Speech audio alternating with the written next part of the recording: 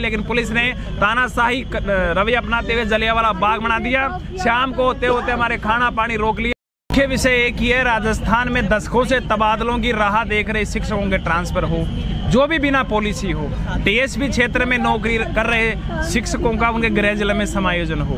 पीटीआईओं का नई भर्ती प्रक्रिया से पहले ट्रांसफर हो, फिर नई भर्ती में जो चयनित अभ्यर्थी हैं उनका पदस्थापन हो। इस मांग को लेकर मैं लगातार 2 साल से आंदोलनरत हूँ। पिछली साल जब मैंने आंदोलन किया, अनशन किया, तो मुझे सस्पेंड कर दिया गया और नियमों के विरुद्ध मुझे बीकानेर लगा दिया गया, पुलिस केस पे लगाए।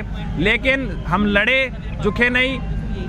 अगस्त क्रांति की सत्याग्रह किया। वर्तमान में सर हमारे प्रदेश में 85,000 इन्होंने ट्रांसफर के लिए आवेदन ले रखे हैं दबाव में आकर, लेकिन ट्रांसफर नहीं कर रहे।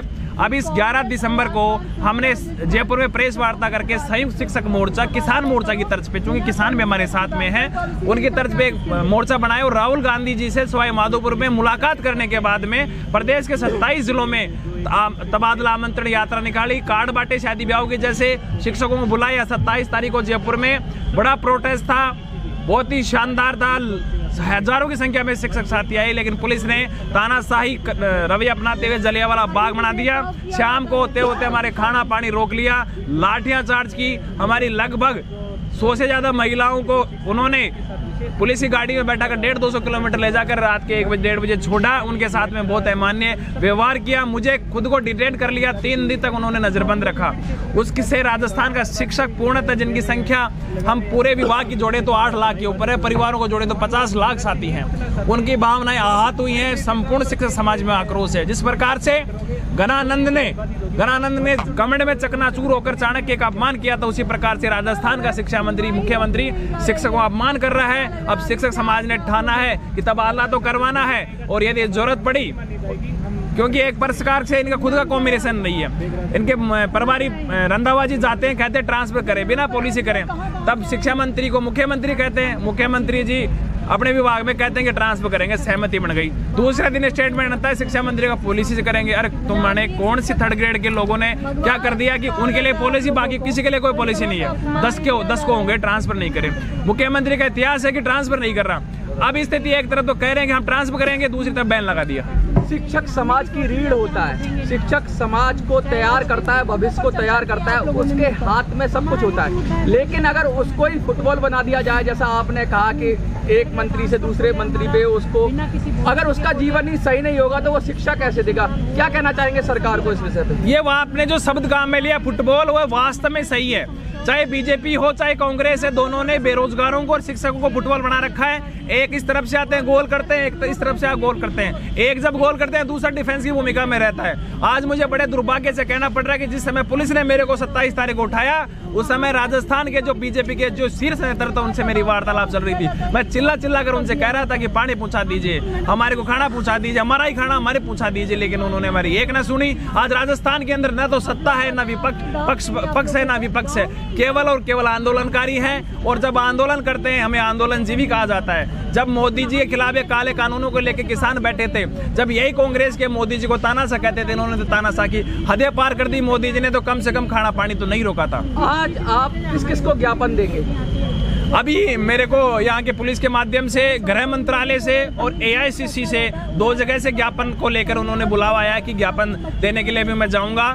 और ये लड़ाई शुरुआत है। राजस्थान बहुत बड़ा है प्रदेश, राजस्थान भारत का सबसे बड़ा राज्य है। यहाँ से शिक्षक चल पड़े हैं और उन्होंने ये ठान लिया है कि अभी आला कमान से ही ट्रांसफर कराएंगे। जल्द ही चुनाव भी आने वाले हैं, राजस्थान में भी और देश में भी। क्या वोट की चोट का भी हथियार आप इस्तेमाल करेंगे?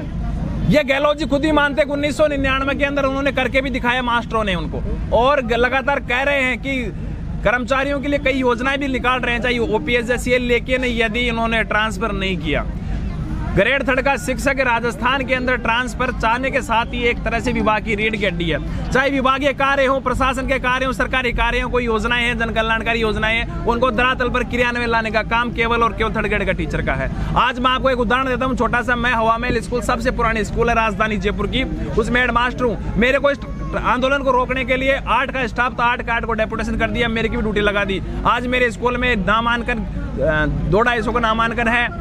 8 क्लासें हैं, उनको दूध भी पिलाना, खाना भी खिलाना है, बीएलओ काम भी करना, सारा काम करना, अकेला आदमी कैसे करें। उन्होंने मास्टर को बाबू बना दिया है, इंग्लिश मीडियम स्कूल के नाम पर उन्होंने जो है झूठी वाहवाही लूट रहे हैं, संविदा कर्मियों को नियमित करने के लिए वाहवाही लूट रहे हैं, दरअसल पे कुछ भी नहीं है। वास्तव में गहलोत जी सही कहते हैं कि वो जादूगर और जादूगरी दिखा रहे हैं। और यदि वास्तव आप जो प्रश्न कर रहे हैं ट्रांसफर जो चुनावों को लेकर, मैं लगातार पहले भी कहता आ रहा हूं, यदि जरूरत पड़ी इस शिक्षक समाज को चुनावों में उतरने की तो चुनाव में उतरेगा।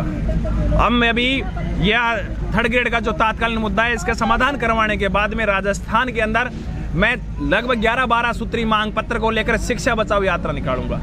बड़े दुर्भाग्य से कहना पड़ा, हमारे शिक्षक साथी हैं, ये अपने बच्चों को सरकारी स्कूल में नहीं पढ़ा पा रहे हैं। इन मोटी महीने की सालाना ये फीस देके प्राइवेट स्कूल में पढ़ा रहे हैं, क्योंकि इनको पढ़ाना नहीं दी जा रहा है। एक देश को संक्षिप्त संदेश देना चाहे पूरे देश के शिक्षकों को और जनता को, तो क्या होगा वो? शिक्षक को शिक्षक रहने दिया जाए, और जिस दिन शिक्षक अपने बच्चों को अपने विद्यालय में पढ़ाना शुरू कर देगा, उस दिन भारत की शिक्षा व्यवस्था सुधर जाएगी, राजनीतिक हस्तक्षेप कम हो जाएंगे, डिजायर सिस्टम ट्रांसफर समाप्त हो जाएगा।